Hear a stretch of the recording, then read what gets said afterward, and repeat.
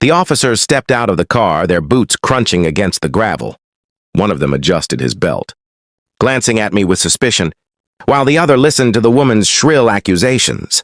"He broke into my property," she cried, clutching the fence like she was the victim. We were terrified when he showed up uninvited. I wanted to laugh, but my anger kept it buried. My property? This cabin had been mine for years. Every nail, every board, every tree I planted out front, it was all under my name. Yet here I was, being treated like a stranger. One officer walked closer. "Sir, we're going to need to see some ID. Step over here." I could feel the party guests watching, whispers flying between them. Some were already recording on their phones, waiting to see me dragged away. My hands trembled slightly as I reached for my wallet, not out of fear of the cops, but from the humiliation of standing there like a criminal outside my own home. The woman leaned toward the officers, lowering her voice but loud enough for me to hear. "I told you. He's been hanging around here before. He's dangerous. Please get him out." That was the moment my patience snapped. I handed over my ID, staring directly at her. "You sure you want them to run my name?" For the first time, she blinked, her confident smirk faltering. She didn't know my background.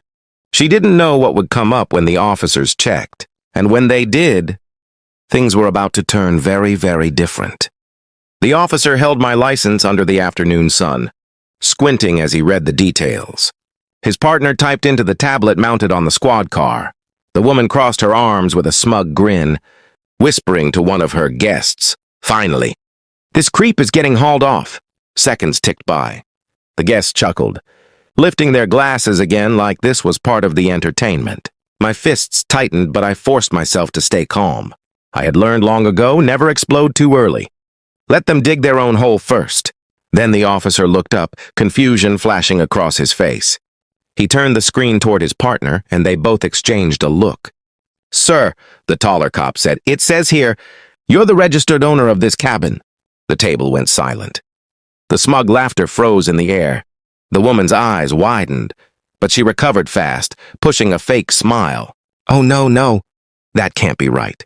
You must have the wrong record. I'm with the Homeowners Association, and this property falls under our rules." Her words made my blood boil. "I had no HOA. I made sure of that when I bought this land." I stepped forward, my voice calm but heavy. "There is no HOA here. You forged your way onto my property, and you threw parties in my house while I was gone." A couple of the guests shifted uncomfortably. One woman muttered, "Wait, you mean this isn't your place?" The Karen's face turned red, her mask cracking. "Don't believe him," she screamed. "He's dangerous. I saw him snooping around before." The shorter cop raised an eyebrow. "Ma'am, he's not snooping. He's the legal owner." And then, just as her lie started to crumble, another twist came. The second officer pulled me aside, his tone low but urgent. "Sir, we found something else connected to your name in the system. Something she definitely doesn't know about." Her fake confidence flickered again, and this time she looked scared. I tilted my head, curious. "Something else?" I asked quietly. The officer nodded, his eyes steady. "Yes, sir. Military service. Special operations. You're listed as decorated." The woman's smile faltered, her mouth hanging slightly open as the words slipped into the air. The guests whispered louder now, some of them leaning back like they didn't want to be caught on the wrong side of this fight. I didn't say a word. I just let the silence do the work. The cop continued, louder this time so everyone could hear. "Ma'am, you said this man was dangerous." "You're right. He's dangerous to anyone breaking the law. He's a veteran. And by the looks of it, the rightful property owner." Her hands shook against the fence, but she kept her chin high, desperate to keep her role as the victim. "This is insane! He's lying to all of you. He probably faked those records. Don't you see? He's trying to take over this place!" That was when I finally stepped closer, my voice steady but sharp as a knife. "Take over? Lady, this is my land. You're the one throwing parties, drinking my wine, and lying to officers. You forged authority you don't have, and now you're panicking because it's catching up to you." One of the guests, the smug man who had been laughing earlier, stood up, his voice uneasy. "Wait, if this is his place, then what are we doing here?" The Karen spun around, snapping at him. "Shut up, don't listen to him. He's just trying to scare you." But she froze mid-sentence when the shorter cop pulled out a small folder. "Funny thing, ma'am," he said. We got a call earlier this week about fake HOA notices being taped on doors in this area. The description matches you. Care to explain? Her face drained of color. For the first time, she didn't have an answer, and the crowd that once cheered her on now stared at her like they were seeing a criminal in plain sight. She stammered, her hands fluttering like she was reaching for an excuse in the air. That's ridiculous. Why would I waste my time putting notices on doors? I was only trying to keep the neighborhood safe. The taller officer crossed his arms. Safe from what? A veteran returning to his own cabin? His words cut straight through her lies, and a couple of the guests started gathering their things, suddenly embarrassed to even be there. I let out a slow breath, then reached into my bag.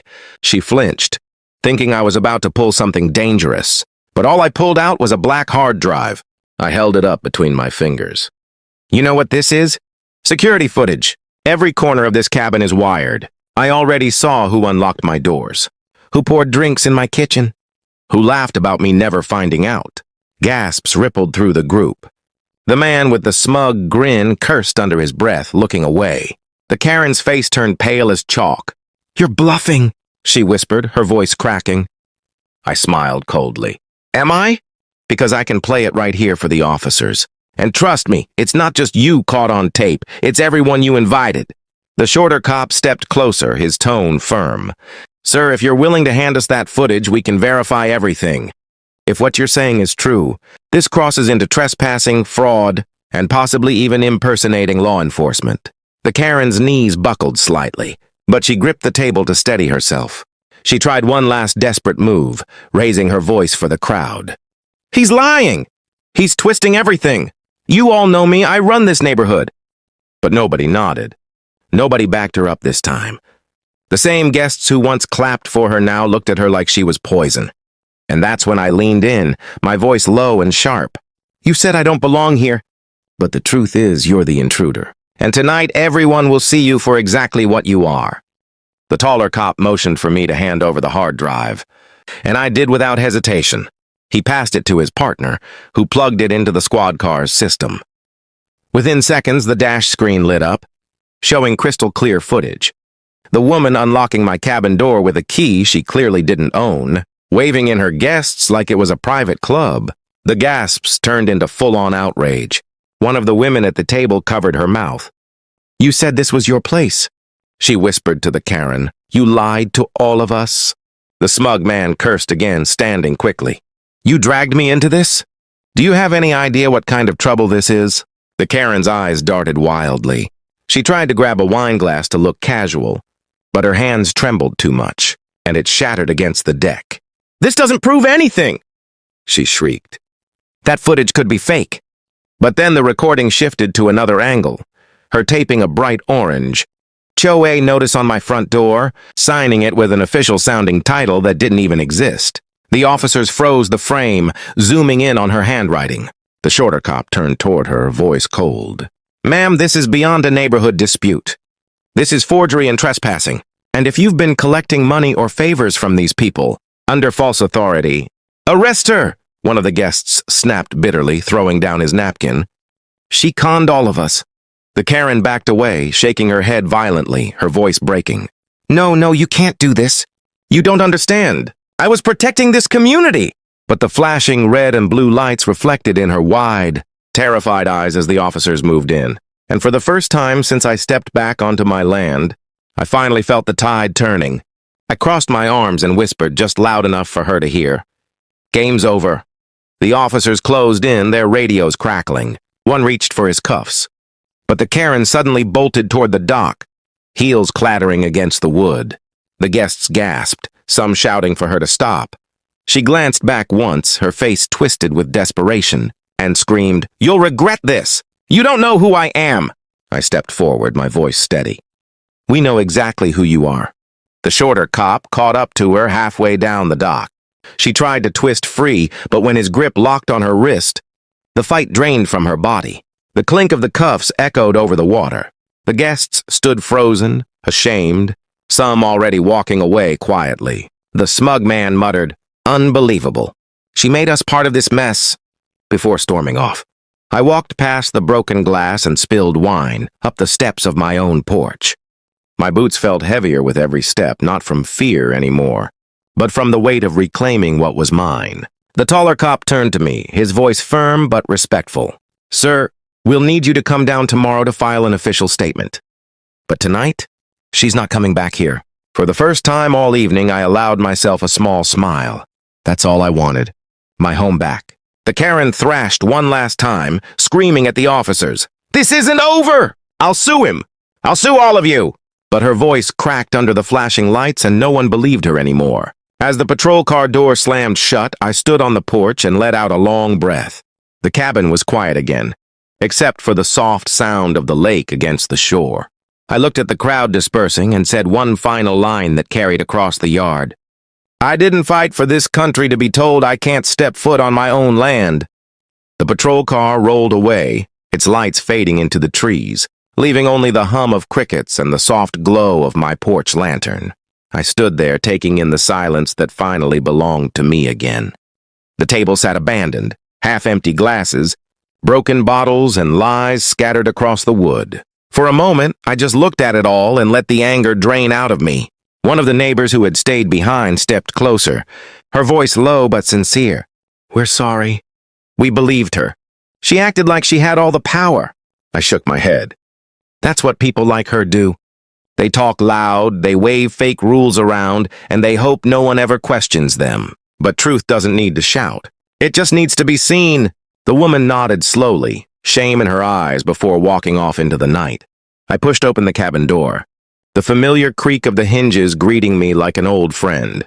The air inside still carried the smell of pine wood and the faint echo of laughter that wasn't mine. I set down my bag, ran a hand along the table I had built, and whispered almost to myself, "Home, finally." Out on the road, the last echoes of Karen's screams were swallowed by the dark. She had played queen for a week, but tonight her kingdom crumbled. And as I locked the door behind me, I knew this would be the story neighbors would whisper about for years. How the woman who pretended to rule everything was exposed by the very man she tried to erase. Justice wasn't loud. It wasn't messy. It was simple, sharp, and final. And in that quiet cabin by the lake, I smiled, knowing one thing. The land was mine, the truth was mine, and no one, not even a screaming Karen with fake power, could ever take it from me again.